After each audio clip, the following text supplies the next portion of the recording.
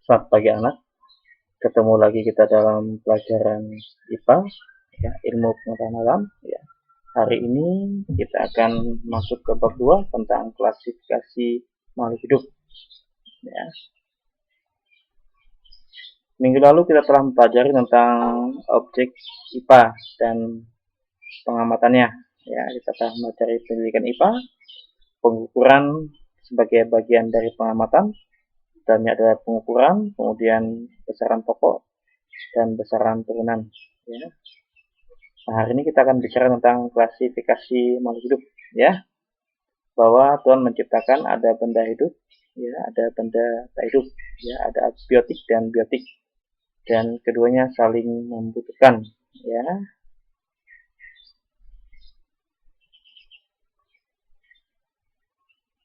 Nah, tujuan pembelajaran pada hari ini adalah, ya, peserta didik dapat menjelaskan benda-benda di sekitar yang bersifat alamiah.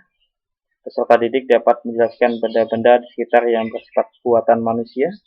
Peserta didik dapat menjelaskan ciri-ciri makhluk hidup. Peserta didik dapat menjelaskan perbedaan makhluk hidup dengan benda tak hidup. Ya. Nah, benda-benda di alam semesta ini terdiri atas benda hidup, tadi saya katakan, dan benda tak hidup. Ya. Masing-masing memiliki ciri dan karakteristik tersendiri. Dalam bab ini, kamu akan mempelajari karakteristik benda hidup, yaitu makhluk hidup, ya, dan benda-benda tak hidup yang ada di lingkungan sekitar kita, ya, serta bagaimana mengklasifikasikannya. Kita lihat ini, ya, ada orang yang sedang bermain bola, ya, dan sampingnya ada juga robot yang bermain bola. Semuanya sama bergerak, ya, sama-sama bermain bola, ya. Tapi kalau kita perhatikan, ya, mana yang merupakan benda alamiah dan mana yang benda buatan, ya, memang ada persamaan dari kedua tadi adalah sedang bermain bola dan sama-sama dapat bergerak.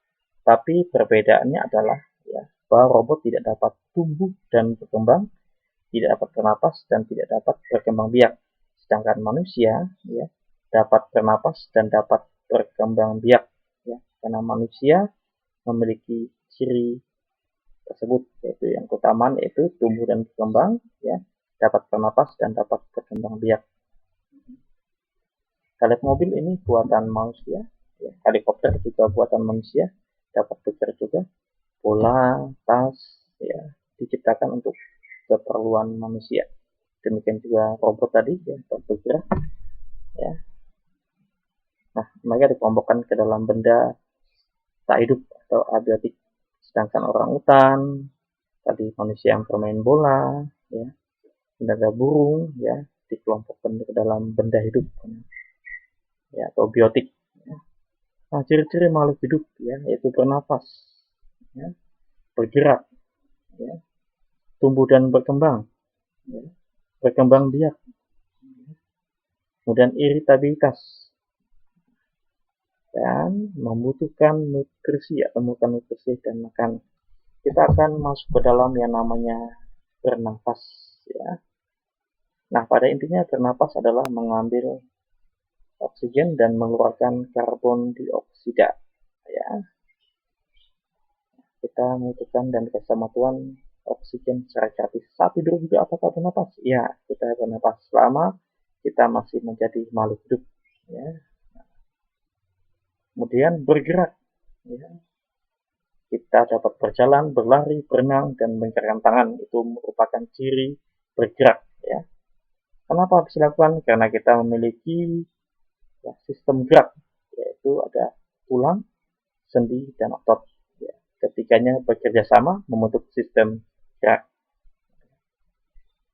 Kemudian memerlukan nutrisi. Setiap makhluk hidup membutuhkan nutrisi, baik hewan maupun tumbuh-tumbuhan, ya. Untuk apa?